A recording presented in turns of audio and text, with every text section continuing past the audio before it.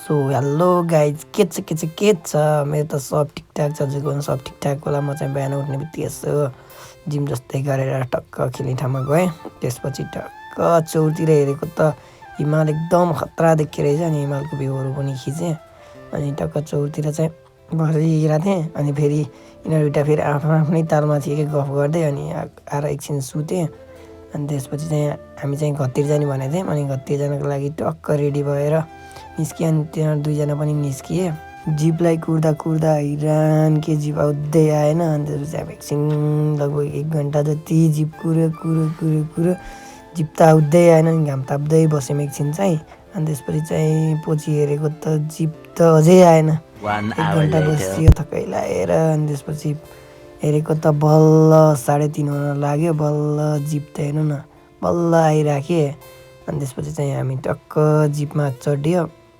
जिपमा त सिटै नभइदिइराखेँ। अनि त्यसपछि सबजनालाई त्यहाँ मिलाएर अनि माथि छतमा बसिरह्यो। छतमा त्यस्तो गाह्रो भएर हेर्नु साथमा पनि नसकेर लास्टै गाह्रो भयो छतमा चाहिँ। अनि त्यसपछि चाहिँ गरी छतमा चढेर गण्डकीको भ्यू हेर्दै गरी चाहिँ फेरि तलबाट ढालामा बसेर आइरहेको छ। अनि त्यसपछि यता टक्क रामडाँडाको भ्यू खतरा देखिएको थियो क्या।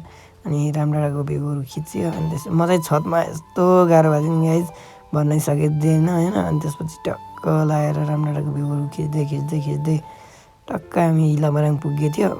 टक्क हिलामाराङको पुलमाथि आएर म भिडियो चाहिँ स्टार्ट गरेँ छतमा गाडी चल्दै।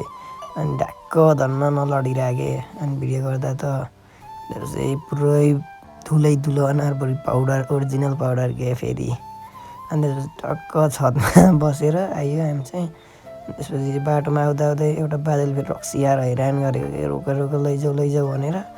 अनि त्यसपछि बाजेले चाहिँ टक्क हालेर भित्रपट्टि। अनि त्यसपछि फेरि हामी फेरि घरतिर लाग्यो। अनि टक्क लगाएर घर बल्ल फाइनल्ली घर पुग्यो। अनि टक्क यता भ्यूहरू हेर्दा यस्तो घाम डुब्न लागिसकेको थियो।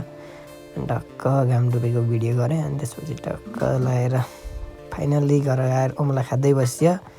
अनि त्यसपछि चाहिँ हेरेको त अमला लास्टै मिठो थियो गाइज होइन। अनि त्यसपछि यता चाहिँ यसले कपडा धुँदै थियो बहिनीले चाहिँ। अनि त्यसपछि टक्क अमला खाँदै अब धेरै पछि गाउँ आएपछि त डुल्नु पऱ्यो। अनि यताउता घुमेँ। अनि त्यसपछि टक्क गोठतिर घुम्दै आजको लागि ब्लग चाहिँ यस्तै भयो। अब नेक्स्ट ब्लगमा भेट्नु होला त बाई बाई गाइज।